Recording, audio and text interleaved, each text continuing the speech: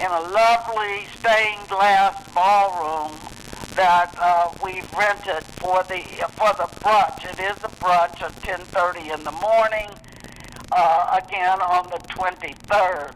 We have a number of invited guests, but our two honorary chairs are the respective mayors of Kansas City and St. Louis.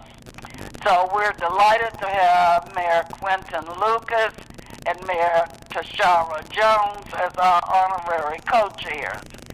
We are in process of inviting a number of national people to either be with us or be part of a video presentation recognizing our in a process on Eventbrite for tickets of $100 to this event. And we also have a way in which people are still old school with checks, of getting checks to elect checks if one doesn't choose to do eBrite electronically. We have invited a number of people. We're primarily, and we've reached out to almost every level of Democrats in the state. Also picked up a number of committee-level people in St. Louis that we sent out a mass online invite to, and we're hoping to hear from many of those. We did talk it through the state Democratic Party, a number of people, not only in St. Louis, but in other smaller cities that might have people of interest. I will tell you that it was our hope to have a fairly well-integrated audience. It's a little soon for us to tell, based on what we've gotten back so far, as to how mixed that audience will be, but you know, it's okay if it's all African American, which is not going to quite be all African American, but it may be predominantly African American. The mission was initially, and we hope to have some influence in that area, was to try to pull together as many Democrats in this state under our celebration umbrella to hopefully begin to build a statewide coalition of people, Democrats, quite frankly, interested in the midterm election. We've got a U.S. Senate seat open, and we also in making sure that Democrats are a unit to try to replace, I will say, Republican Hawley. He has been a horrible, horrible senator for any issue that would be supportive of African Americans, and he must go. But Democrats must pull together in order to make a difference in that race. And we had hoped that this venture, even though it's our anniversary celebration, would be the start of at least reaching out to Democrats, irrespective of color, across the state, and just saying, we're here, we're in the game, we're trying to replace some Republicans who have done some dastardly deeds to us. Now, you know, some of you may be just moving into a slightly different direction. Some of you may or may not be aware of the recent bill passed through the state that is going to have a horrible effect on voting and and registration. You can't pay people to register. In the 2024 election, it will be all paper ballots, no electronic voting. and the beat goes on. It's a horrible piece of legislation. We have got to do something. And again, I know the focus is on the anniversary, but for us, the focus is on the bigger picture, trying to get people elected to office that will better represent and better support the interests of African Americans. And Dr. Holiday, can I chime in? Oh, absolutely. Ira and MC, just to extend that conversation, there is a dramatic assault on civil rights and voting rights of this time, this period, and I truly believe it started back in 2014, but it's accelerated through the Trump years. It's an echoing theme in such cities with a super majority in the House and Senate, Republican-led, that makes it very challenging to fight against the tide of Republican interest. And House Bill 1878, which is in all words a voter suppression and registration law that has severe penalties to it if you violate registration after, and the governor just signed the bill, so it goes into effect August 28th. Will be the last time we can have a free-for-all registration and have voter registrars go out to the community and register people at whim. One of the covenants inside the legislation says that if you do registration, voter registration, and if you register more than 10 people in one household, you can violate the law.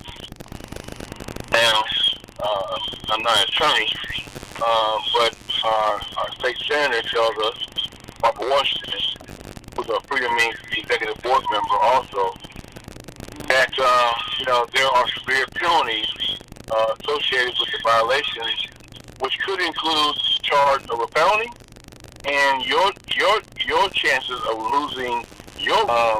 So there's an alarm right now being signaled for us in our communities to say, wake up, get out, go out, register your family members, your cousins, your aunt folk, friends.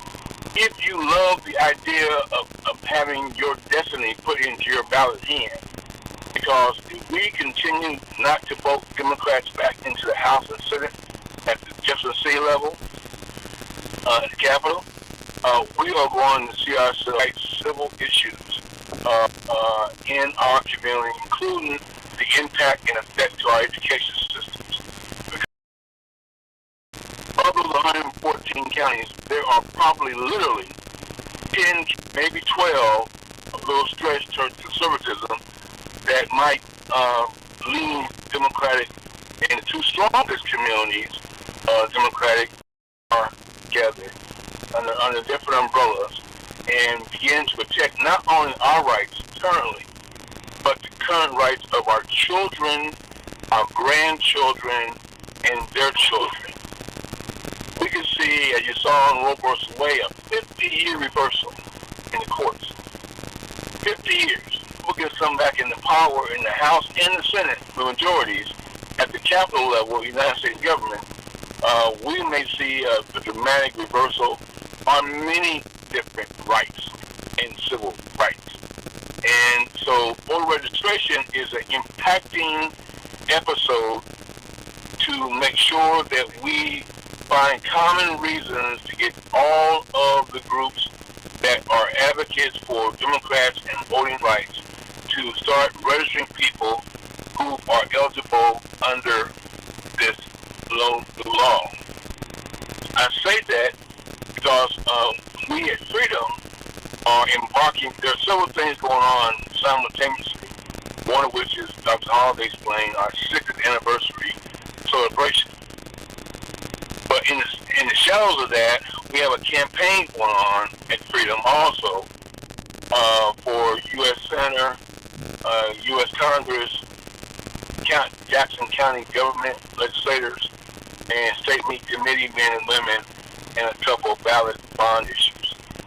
But say all of that is that we're also trying to coordinate, work together with Urban Summit, Freedom Inc., the Divine Nine, which are all the Greek organizations, the churches, and create a voter registration drive in Kansas City to get everyone we can registered before August 28th. So there are a lot of moving pieces to all the things that are going on, but we cannot take our eyes off this 1878, House Bill 1878. That is going to be a crippling effect, because if you can't register people because they move or they change addresses, or they used to live at their mom's house, dad's house, and then they move somewhere else.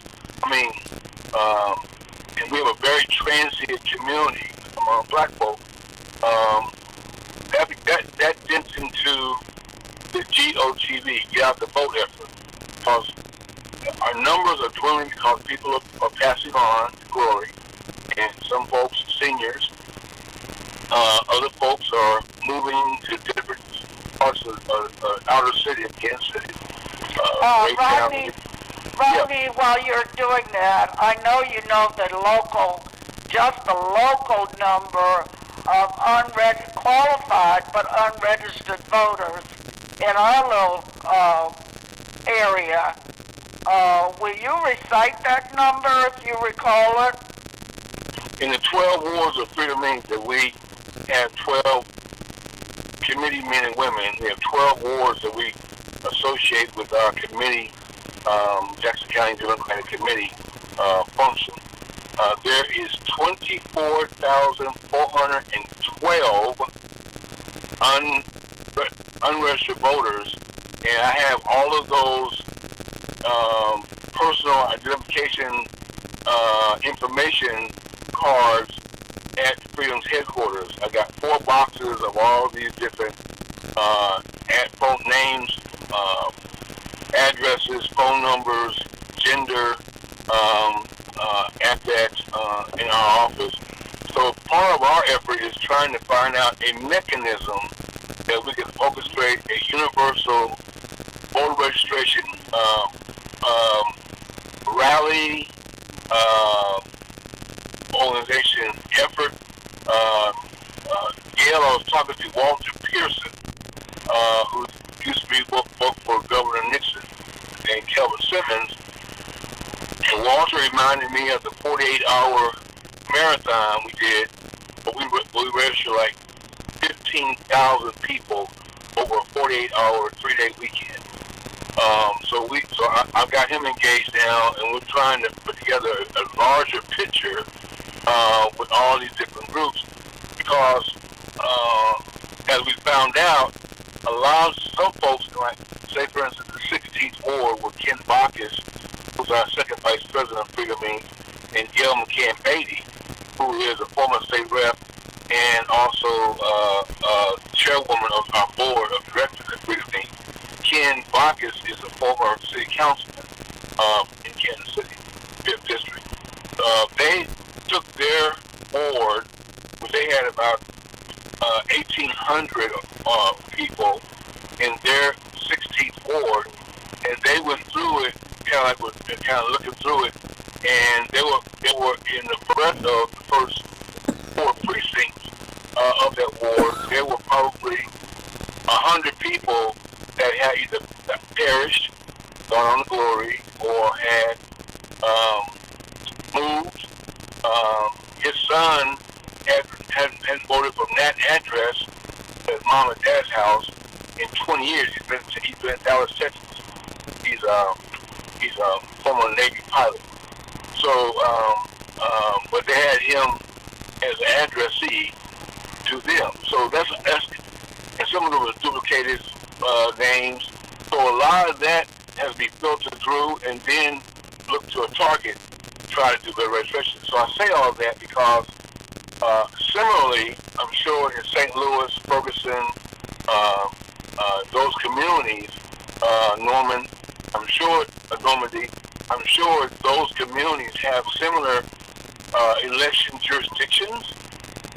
And so one of the things that you might look to in your broadcast is finding out those election democratic jurisdictions, election boards, and getting them to help produce some of these unregistered voters identifiable to similarly election voter registration effort, because August 28th is coming. The governor has signed the bill.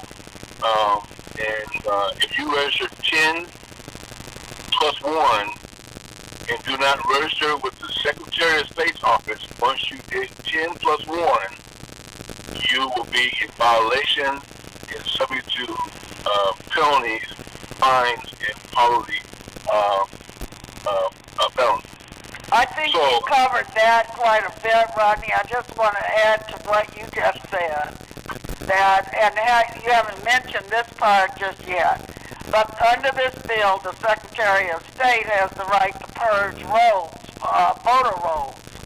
That has not been the case before. That's been done at the local election level.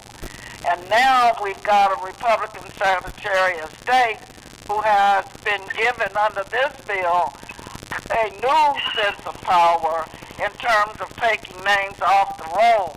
We don't know what standards he will use to determine that, whether it's you didn't vote 3 times in 3 past elections, or 2 or 4 or whatever the case, or the last presidential election. But now we've got another tier of tyranny, if you will, that that bill also alludes to. So I just wanted to throw that in there, Rodney. Oh, yeah. I think that this effort of bringing speakers, invited guest speakers to our 60th anniversary, Saturday, July 23rd, at Hotel Kansas City at 1228 Baltimore in Kansas City, Missouri.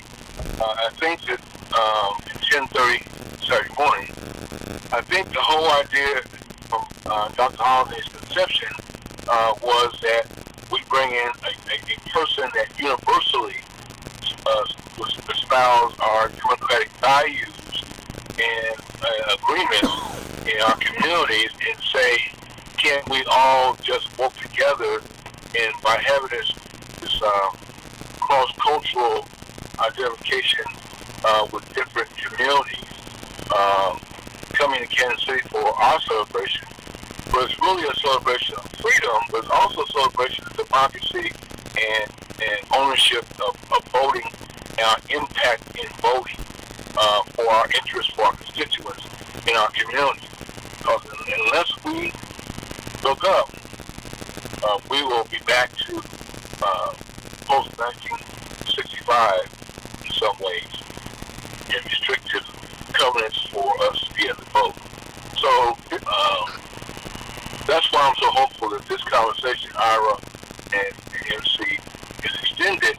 I don't know how to, and I talked to MC yesterday, and I was asking him, how do I get an email to Eventbrite, go right in there, sign up, pay $100, get a ticket, and be at lunch. So I need to send that in an email form to someone in your network, Ira, that will get that distribution to your broader audience that may want to attend. Because I think that if you show across the state, black folk, white folk, Latinx, and Mexicans, I think, brown and blacks have the same issues, same problem. And I would even argue that folks that are working class, white, have the same issues, or they don't see it the same way, be impacted by it. So if you have a general email that you use to send out to your audiences, tell me who that is, and I will send you the Eventbrite and all the related materials to it, so you can send it out to your folks. Next 2 weeks, maybe they might have an interest in coming and being a part of this event. This invitation is likewise on our website, and it's real simple. Freedom Incorporated, spelled out, all lowercase, .org. freedomincorporated.org. If you click on our website, you'll be able to see an invitation through Eventbrite for this event. Plus, you'll be able to see some of the history, committee people, and elected officials that we have put into office over the last few years. So we encourage you to go to, we also have a Facebook page, but I encourage you to go to the website and get an Eventbrite invitation. Now, would you like for us to try to answer some questions? If anybody has some questions, we talked about a lot of things that all of which I hope affect all of us. Okay, this is MC Richardson, your host and moderator, with two distinguished guest hosts, Mr. Bland and Ms. Holliday. What can our people get enthusiastic, I hope I'm saying the right word, to get out? We talk that talk, but when it comes, and it's not just to get registered, the main thing is to get out to vote. Now, the Republicans are talking about, the other Democrats do this, that, and another, but we are more focused, and we get our people out to vote, where the Democrats might want to do something else. What can you say to provide some type of incentive to our people and their people? I know you use the churches, you use the community groups. How effective do you think this can be if we can provide them with incentive to really do what you're requesting? Rodney usually organizes the campaign activity for freedom, so I'll let him answer that, but I would like to say this to you. We would hope, and we know it's not necessarily true, but we would hope that people who hear the voice of the state legislature that is taking all of our voting rights away and suppressing the opportunity to vote, taking us way back beyond Martin Luther King and his effort, that would make our people excited. So I will say to you, one thing I do know, having been in politics for almost 50 years, is that it takes a hot button issue to get our people to move. I would think this is the issue, and we have a job to do to promote this issue and how devastating it is that we're losing our voter rights. So I'll shift back to Rodney about campaign. Oh, I would like to say, if Rodney and I and former Senator Curls have gone to St. Louis on a couple of occasions to meet with various elected officials years ago on how to organize, actually at that point, how to organize a sister organization like Freedom Incorporated. St. Louis seems to be so bifurcated in its African-American community that they've not been able to make that happen. That's not a criticism, it's just maybe just a fact. So in terms of this whole registration, organizing, and getting people sensitized to the fact that they're about to lose their voting rights, I know that Rodney and some of the Freedom members would be happy to talk to, visit with, or whatever's necessary to make sure St. Louis is as sensitized and is doing as much as any other area in the state. We probably need to both be concerned about reaching out to those. There's plenty of African Americans in some of these smaller cities, and we need to make sure that we're reaching them as well. because we're always battling the Republican outstate to get the votes turned around and getting Democrats elected. So, Rodney, I turn it back over to you. But before Rodney, I know in the past that probably still, why is it that most of our state reps, senators, or whatever, they seem to flock to St. Louis more than they do in Kansas City? And what can they do? Go ahead. I didn't understand. Our state reps do what? Well, they normally go down to St. Louis. It seemingly more often they're in St. Louis instead of doing more things in Kansas City. Oh, I don't agree with that. But Rodney, you want to speak to that? That's not necessarily true.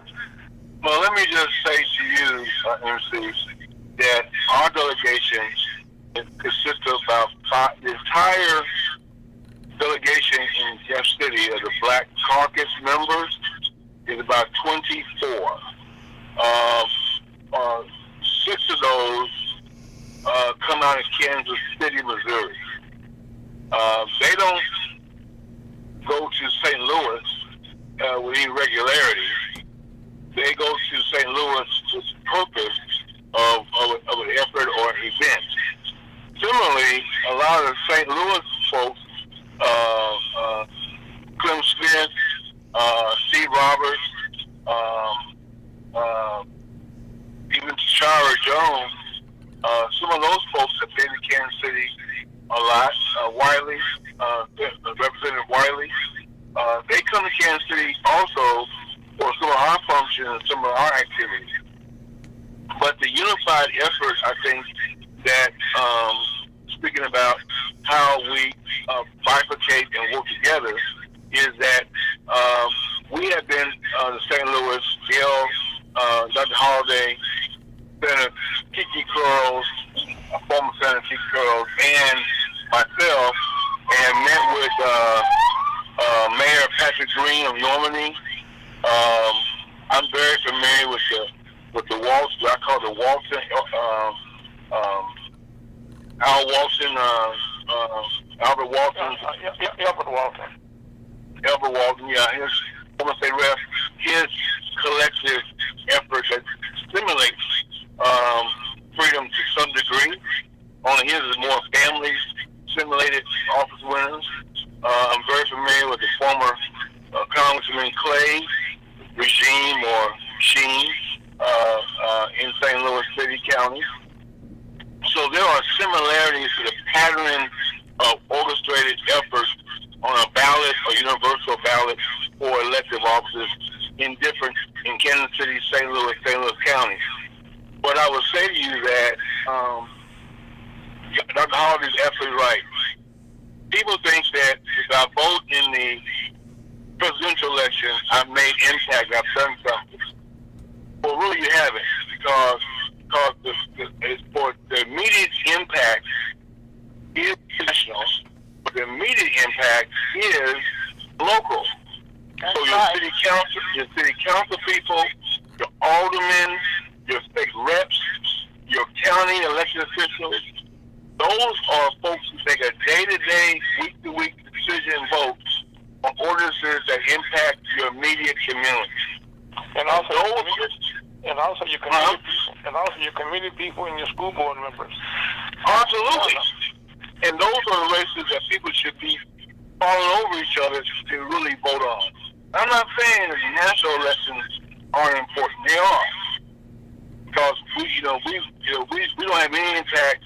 We got Josh Hawley there, and he's not very helpful to the African American community. Not helpful at all, Rodney. You're being too kind. and you get to the current candidate, one of which Freedom Inc. endorsing is Trudy Valentine, but we embrace the ideas of the candidates that we think can trigger like issues in our urban core families, because we have to live day to day, job to job, paycheck to paycheck, child care to child care, hospitalization insurance, street repairs, potholes, education of our children, teacher salaries. I mean, these are things that immediately impact our families. And so, dangerous housing, crime, local police issues. These are things that immediately impact our community. We would think they're hot buttons, but what Freedom Eats does is that we send out materials based on our perspective and our understanding to make sure that we have a broad feel about how those things impact our constituents in our 12 wards. So we do a lot of information support to the candidates that hopefully translates issues to the voters. But Dr. Hollis is right. Unless there's something hot button pressed that folks can see, feel, and touch, they're not that enthusiastic about getting out the vote. And there used to be a lot of money that would come down from the DNC to help impact our GOTV efforts. But now let's talk about that, Rodney. And the reason why that money is not coming is because the DNC looks at Missouri as a red state with an impossibility of flipping that and getting Democratic senators, congresspeople. And, by the way, we should know that the state of Missouri, out of St. Louis and Kansas City, have the only two African-American U.S. congressmen in all of Iowa, Nebraska, Oklahoma, Texas, New Mexico, Arizona, and the beat goes on. So, of the two African-Americans, and surrounding us are all non-African-Americans represented in Congress. So not only can we not get Democrats, we can't get African-Americans. So we have got to get serious about getting our people out to vote and influencing other Democrats across the state to do the same. Yeah, because, I need to, one other thing, Rodney, to put these 12 wards that Rodney refers to in perspective. There are 24 wards in Kansas City. We have 12 of them operating under Freedom Incorporated status. Go ahead, Rodney, I'm sorry. So, when I talk about hot button issues, you would think that people who are on Medicaid, or who are voucher system housing, or daycare supplemental assistance, or insurance assistance for Medicaid, for prescription pills, or who are victims of crimes, or families that have been affected by crime. You would think that these would be hot button issues. The court system the court system in Missouri is turning on our young people and trying to reduce the age limit for prosecution of severe crimes like murder, robbery, down from 16 to 18 to 16, and it probably will go as low as 12 at some point. And we're just sitting on the sidelines, not voting for our state reps or our state senators, and just watching these things erode right in front of us. Even to the effect that the agricultural farmers, their community are getting more engaged and voting their senators in, because what are they doing? The farmers have all the prices rising: milk, cheese, bread, meat, poultry, beef. All those things are rising. Gasoline tax. I mean, everything's going up, and they're just promoting this stuff. And we're the end users who are most affected with less pay, less jobs, less opportunity. And we're not. And our young folks who therefore, eligible voters of 18 to 30 are not voting. Correct. And they are being the end users of a very bad system of elections here in about 5 to 10 years, if not sooner. And if we don't wake up in Missouri, in Kansas City, St. Louis, and surrounding Buchanan County, St. Joe, other jurisdictions where Democrats still exist, we're gonna leave our children, our grandchildren, and our great-grandchildren. We have a duty, I think. For me, I'm not concerned about Rodney Bland. I'll be able to vote, and I'll always vote. I ain't missed election or vote in 40 years. I'll vote for a dog catcher, yes or no, if it's on the ballot. But we are creating restrictive eligibilities and opportunities for our families. So if you don't vote for yourself, you don't register your family to vote for themselves, who is going to do that? And I submit to you that if we don't all begin to teach our children and our grandchildren the history of how we were able to get free votes and the power of our votes, we're going to lose it. I want to share something else while you're on this. I recently had a conversation with our congressman, and we were talking about polling statistics. And I just want to share with this audience, I don't know whether it's male, female, both, or I don't know, but whoever's listening.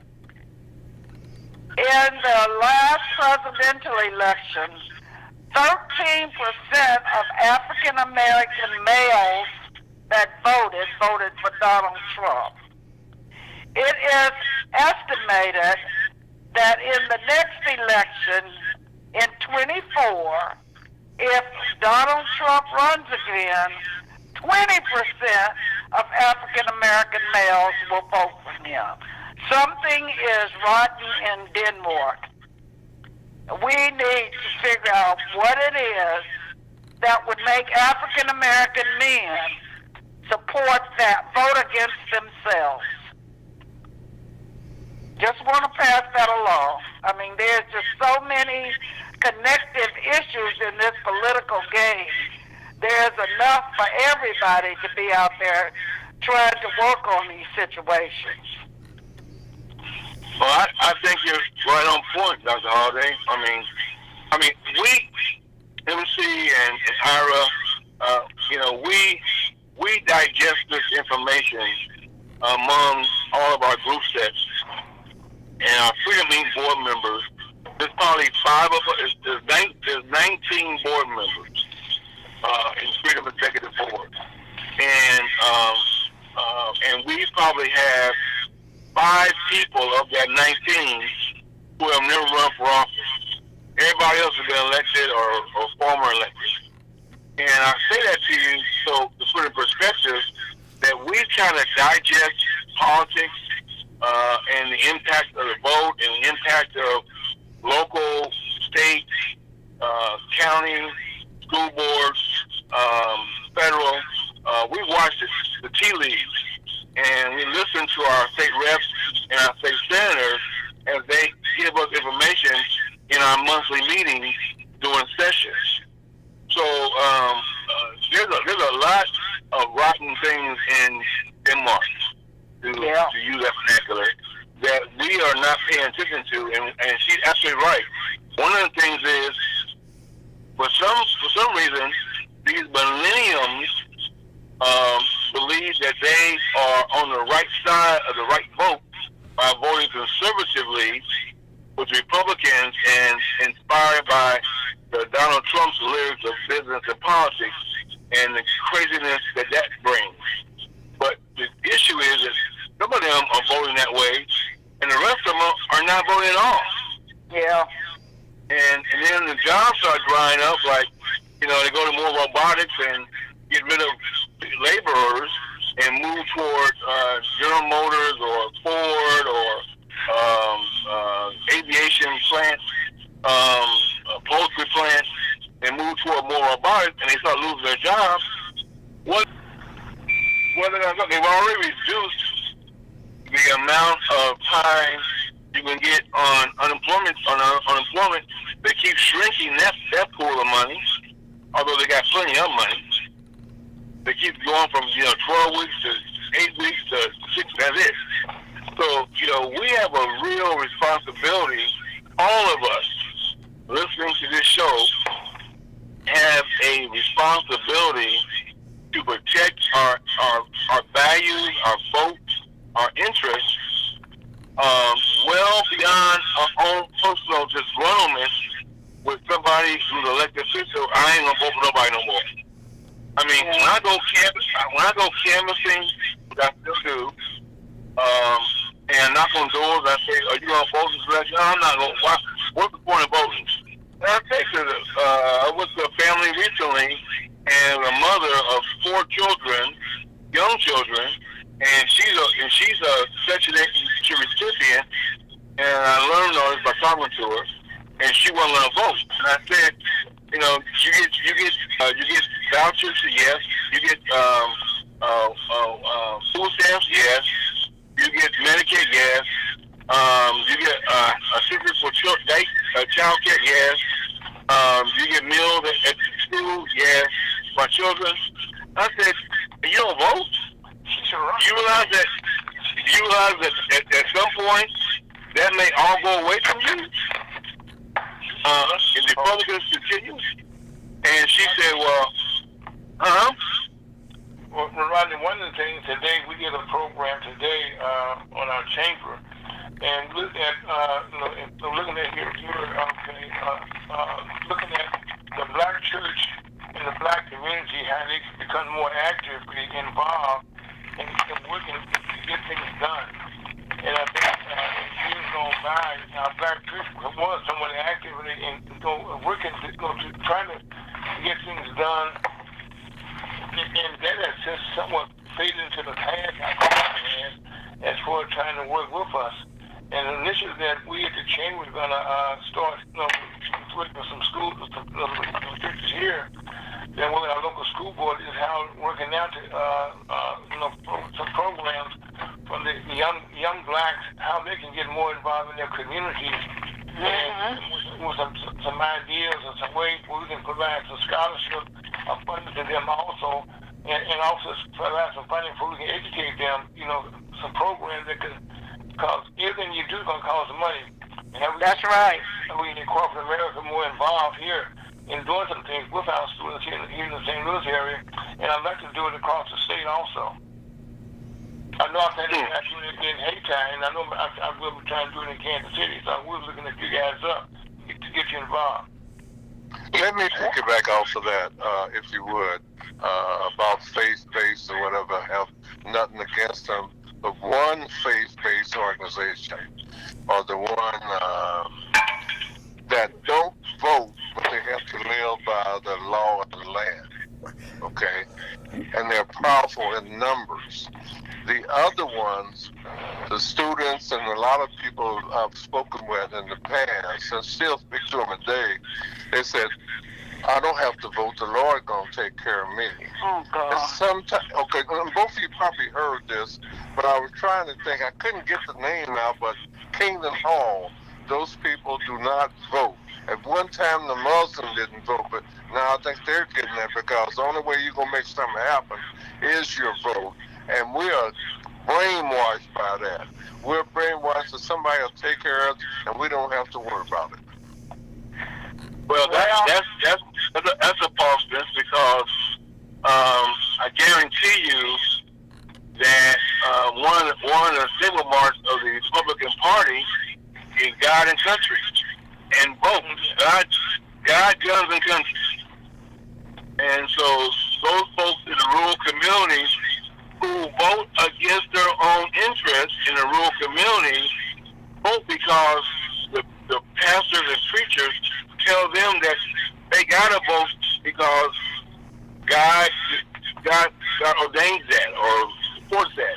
Because God, guns, and country are the three things they principally live on. And that's why you're seeing this whole movement toward abortion rights and in a way, the rights. So, yeah. We're the only ones that seem to believe that one. Yeah, well, there are a lot of churches, and they don't do all they can do. But a lot of black churches, a lot of black ministers do try to speak up and try to encourage. But let's get to the real crux of the matter. This whole issue of separation of church and state. If we're not careful, we'll become fearful to be so involved in the whole political arena that they lose their tax-exempt status. That would be horrible for all churches, but certainly for African American churches. Yep. So I know my pastor at St. James United Methodist, he's all over every subject, but of course his father is a congressman. So he knows the issues, he speaks to the issues, and is not bashful about it. And I know there are some pastors in St. Louis that do the same thing. But we need to be very mindful that Republicans don't step up and come in with threatening people's tax-exempt status for getting involved in supporting black people to get more involved in politics. That, it's just so many hidden angles to this whole thing that we just have to stay on top of it, and that's why we need so many people. We need to fight battles on a lot of fronts, and everybody can't fight the same battle. It's different than Martin Luther King and marching for states, for equal rights. These equal rights have gotten so spread out and needing to be addressed, each one addressed, whether it's Medicaid expansion or local control of police or whatever the subject may be in somebody's area.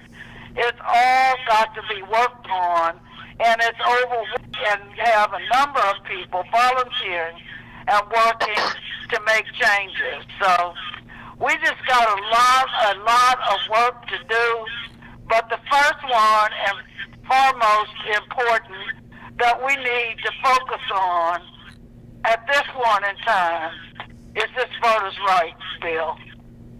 That's the most important thing we can focus on as a universal issue.